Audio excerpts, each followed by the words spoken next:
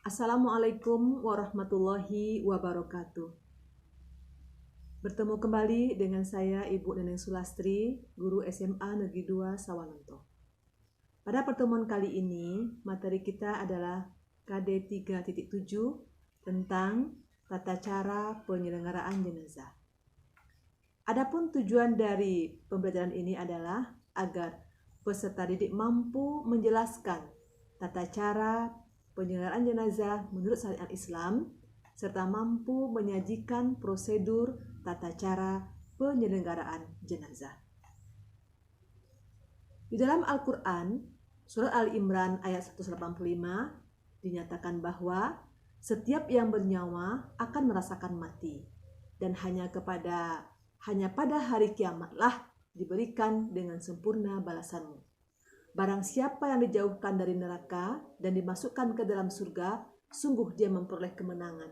Kehidupan dunia hanyalah kesenangan yang memperdaya.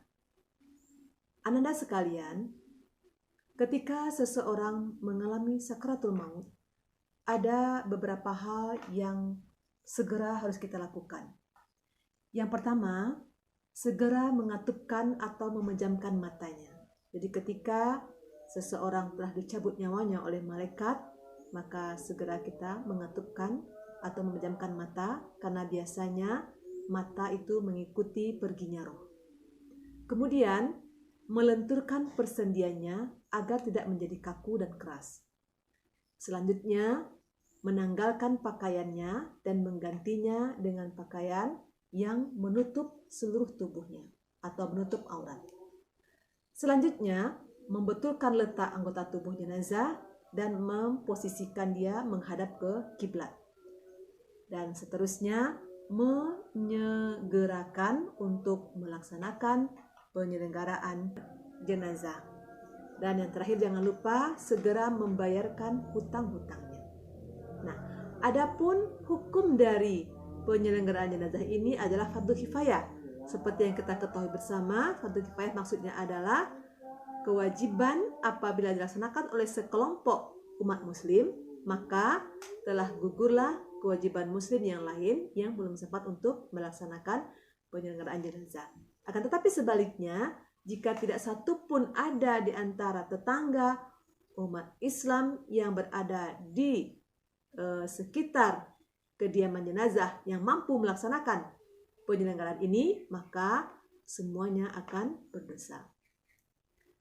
Ananda sekalian, kita masuk yang pertama, syarat jenazah yang wajib dimandikan. Yang pertama, jenazah itu haruslah beragama Islam. Kemudian yang kedua, didapati tubuhnya walaupun sedikit. Jadi meskipun jenazah itu contohnya korban mutilasi, tetap kita mandikan. Tentu saja proses memandikan jenazah yang utuh dengan yang tidak utuh tentu berbeda. Dan yang terakhir, jenazah itu bukan mati syahid. Nah, barangkali Anda sekalian tahu apa rahasianya mengapa jenazah yang mati syahid membela agama Allah tidak wajib dimandikan? Silahkan kalian cari. Selanjutnya, siapa sih yang berhak atau yang boleh memandikan jenazah atau syarat-syarat seseorang yang akan memandikan jenazah? Yang pertama adalah seorang muslim yang berakal sehat dan baligh, kemudian dia berniat memandikan jenazah, kepribadiannya jujur dan soleh, terpercaya, amanah, dan mengetahui hukum atau tata cara penyelenggaraan jenazah serta mampu menjaga aib jenazah. Dan jika jenazahnya laki-laki, dimandikan oleh laki-laki juga, jika perempuan oleh perempuan, kecuali suami, istri, atau mahramnya. Selanjutnya, kita masuk kepada tata cara memandikan jenazah. Namun sebelumnya tentu kita tahu terlebih dahulu apa sih peralatan yang mesti kita siapkan untuk melaksanakan atau untuk memandikan jenazah ini. Nah, diantaranya yang pertama adalah ember, sudah jelas ember, yang berisi air bersih, kemudian bidara, kemudian sabun mandi, sarung tangan, sedikit kapas, air kapur barus. Nah, tata cara memandikan jenazah. Yang pertama, jenazah dibaringkan di tempat yang agak tinggi. Hindari terkena hujan atau panas dan di tempat yang tertutup agar tidak terlihat oleh orang banyak. Kemudian diperintahkan kita untuk menutupi mayit dengan kain atau pakaian atau kain basahan untuk melindungi tubuhnya agar auratnya tidak terlihat. Nah, yang memandikan jenazah itu dianjurkan memakai sarung tangan. Lalu air yang digunakan haruslah air yang suci. Dan disunahkan mencampur air tersebut dengan larutan kapur barus atau daun bidara. Kemudian, menyiram air ke seluruh badan secara merata dari kepala sampai ke kaki, disunatkan 3 kali atau lebih dengan mendahulukan anggota badan sebelah kanan, lalu sebelah kiri. Bersihkan giginya, lubang hidung, lubang telinga, celah ketiaknya, celah jari tangan, dan jari kaki serta rambutnya.